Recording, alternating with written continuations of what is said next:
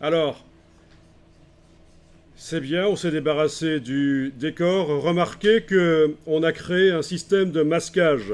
Si vous allez maintenant ouvrir le contenu du calque, vous voyez qu'on a un système d'écrêtage, un groupe d'écrêtage, dans lequel on trouve le tracé de détourage et le fichier lié.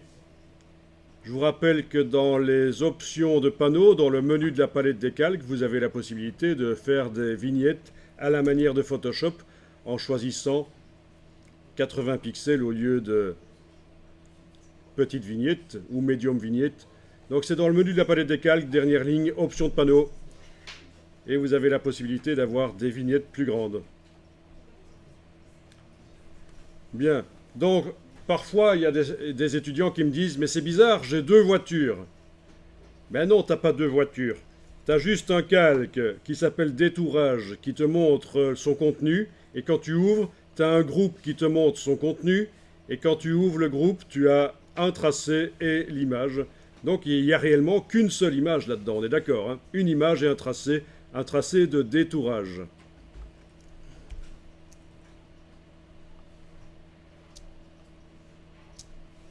Alors on va faire les vitres pour le tracé pour la voiture. Il faudrait que les vitres fassent un trou.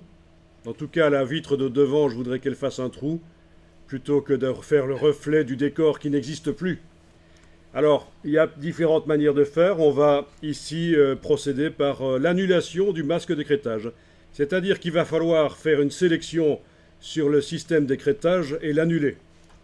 Donc, dans la palette des calques, vous allez sélectionner le système d'écrêtage. Et je vous rappelle que pour sélectionner dans Illustrator, c'est utiliser des petites rondelles ici.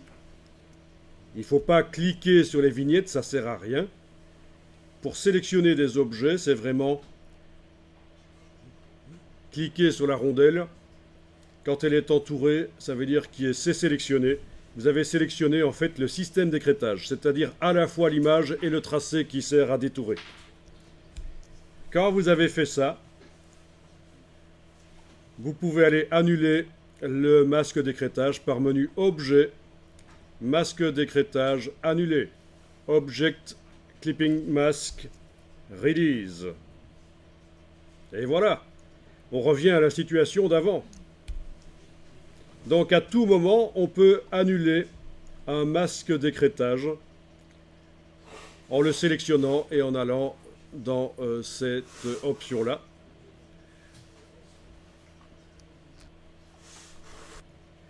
Ok, alors je vais dessiner un tracé. Ah oui, au fait, il y a quelque chose que j'ai pas dit, mais vous avez remarqué. Étant donné qu'on a fait un système d'écrêtage, la photo est sortie de son calque photo et est allée rejoindre le tracé, parce qu'on ne peut pas avoir un système d'écrêtage avec un élément qui est sur un calque et l'autre élément sur un autre calque.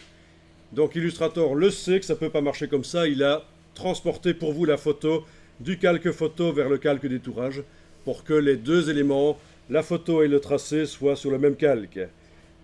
Donc, tout à fait normal que le calque photo soit maintenant vide. Ok. Alors, on va verrouiller les objets en cliquant sur la case vide en face de 2 dans la palette des calques. Donc je verrouille à la fois le tracé et l'image parce que je vais maintenant faire un autre tracé et je ne voudrais pas qu'en manipulant les choses, l'image bouge, le tracé bouge. Donc j'ai verrouillé. Ensuite, on va prendre la plume. C'est l'occasion de rappeler comment fonctionne la plume. Donc, je zoome. Ben oui, parce qu'on voit trop souvent des étudiants qui affichent les choses en petit et ils sont penchés sur leur ordinateur comme le bossu de Notre-Dame. Sans doute un remake, mais ça ne m'intéresse pas trop. Donc, zoomer. Alors ici, pour avoir le pointeur précis, j'enfonce la touche verrouillage majuscule. Donc je vous rappelle que je viens d'enclencher la plume dans la palette des outils. Pas n'importe quelle plume, la plume basique, celle-là. Puis, avec la touche verrouillage majuscule, j'arrive à avoir le pointeur précis. Ok, alors on y va. On fait un clic sans bouger la souris. Puis, on va plus loin. Alors, il y a une ligne qui apparaît chez moi, c'est parce que j'ai pas désactivé l'option dans les préférences. Je trouve que c'est un truc un peu ennuyeux. Je préfère travailler à l'ancienne, mais ça, c'est une question de goût. Mais enfin, vous avez la ligne aussi, vous. Cette espèce d'élastique. Vous l'avez? Ok. Donc, je vais cliquer plus loin ici pour faire la droite. Voilà. Toujours sans enfoncer la souris, je vais me mettre ici, mais cette fois-ci, je vais faire un cliquer glisser pour faire une petite tangente comme ça. Voilà. Enfin, c'est ce qu'on a fait la fois passée. Alors, vous enfoncez la touche commande. Vous voulez qu'on recommence? Ah. Allez, je supprime ça. Soit en appuyant plusieurs fois sur la touche suppression, soit en jetant la vignette du nouveau tracé, là, en la jetant à la corbeille dans la palette des calques. Voilà. Alors, vous savez qu'à un certain moment, pendant qu'on crée le tracé, on va avoir besoin des flèches. Et que le raccourci, la touche commande, la touche CMD du Mac ou la touche contrôle du PC, ben, va rappeler la dernière flèche utilisée. Donc, avant de commencer le tracé, c'est une bonne idée d'aller activer la flèche blanche, parce que c'est celle-là qu'il nous faut, c'est celle qui permet de bouger les points séparément des autres, pas tous les points du tracé, mais seulement certains points. Donc activez d'abord la flèche blanche, ensuite vous activez la plume. Bien. La croix, c'est la touche verrouillage majuscule sur le clavier. C'est la touche qui est juste à gauche de la touche Q sur le clavier AZERTY.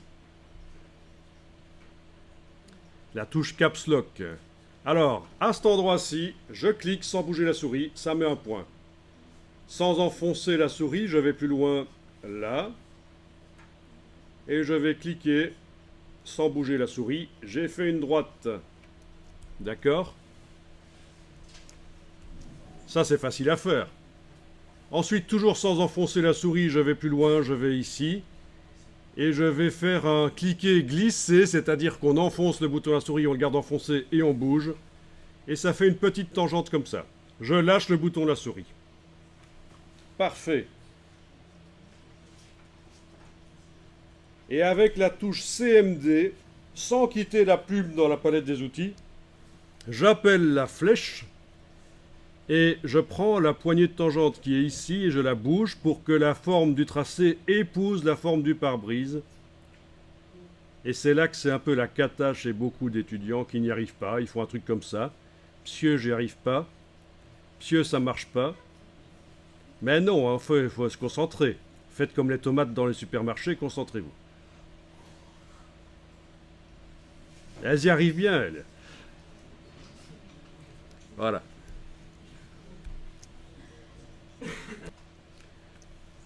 Alors, si jamais j'enfonce la touche commande et je clique à côté, le tracé est désélectionné. Il va falloir que je le fasse réapparaître avec la touche commande, venir cliquer à l'endroit où il se trouve, ou alors cliquer sur la petite cible en face de lui dans la palette des calques. Ça marche aussi. Hein. Voilà. D'une manière ou d'une autre, je fais apparaître le tracé. Au fait, c'est un tracé qui n'a pas de couleur et de contour. De contour, hein. On est d'accord, il y a bien les diagonales dans la palette des outils. On est en train de faire un tracé sans couleur de fond et sans couleur de contour. Si ce n'était pas le cas, il faudrait enlever les couleurs. Si vous aviez par exemple un fond blanc et un contour noir, il faudrait cliquer sur la diagonale pour enlever la couleur de fond et même chose pour la couleur de contour. Pendant qu'on fait le tracé, on n'a pas besoin d'avoir les couleurs qui soient visibles, ça nous ennuie plus qu'autre chose. Bien, donc ici, j'ai fait l'erreur de cliquer avec la flèche blanche à côté du tracé, il s'est désélectionné, je le resélectionne d'une manière ou d'une autre, par exemple avec la petite cible, mais maintenant que j'ai lâché la touche commande, je suis avec la plume, il faut que j'indique que je continue le tracé. Ben oui, parce que Illustrator croit que je vais commencer un autre tracé. Donc je m'approche sournoisement de la fin du tracé, je clique sans bouger la souris, et voilà, je viens d'indiquer que je vais continuer ce tracé. Sans enfoncer la souris, je vais plus loin et je vais cliquer pour faire une droite. Et le principe va être le même pour la suite, hein. Sans enfoncer la souris, je vais plus loin ici. Bon, c'est à vous de décider où vous mettez les choses. Je vais plutôt les mettre là, oui. Cliquer, glisser, c'est une petite tangente. Touche commande, je prends la flèche blanche, je bouge. Voilà. Ensuite, je vais plus loin, barre d'espacement pour bouger l'image dans sa fenêtre. Je lâche la barre d'espacement. Et puis je vais positionner le point suivant. Comme je ne suis pas connecté en HDMI, c'est super lent chez moi. Donc, ça explique pourquoi je suis un peu lent pour le faire aussi. Ok, donc c'est toujours le même principe. Clic. Et alors je vais revenir sur le premier point et fermer le tracé. Vous avez une petite rondelle, un donut qui apparaît. Je sais, ça donne faim. Mais celui-là est en pixels, ça fait mal aux dents. Je fais un cliquer-glisser et je fais la courbe.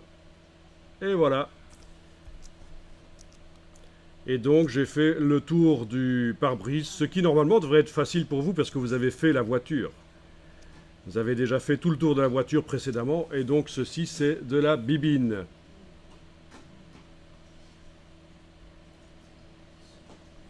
J'enregistre, on n'est jamais trop prudent. Comment on passe de la courbe